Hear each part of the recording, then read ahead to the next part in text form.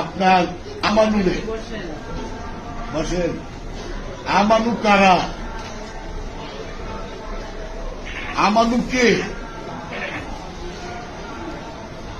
আমানু কারা? আমানু হইল যারা রসুলের কাছে বায়াত গ্রহণ করছে তাদেরকে বলছে আমানু। তাদেরকে আল্লাহ ইবাদতের জন্য বলছে। আদেশ নির্দেশ আমানুরে। মুমিনকে তো কোনো আদেশ নির্দেশ দেয় না।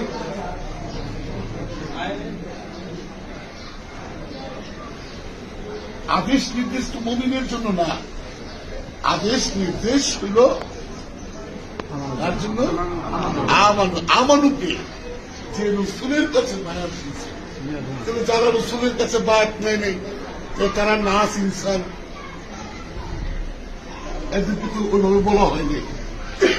রসুলের কাছে যারা বায়াত নিচ্ছে তাদেরকে বলতেছে যে পর্যন্ত তোমার রসুলের প্রতি ইমান না আসে সেই পর্যন্ত তুমি ইমান আনো।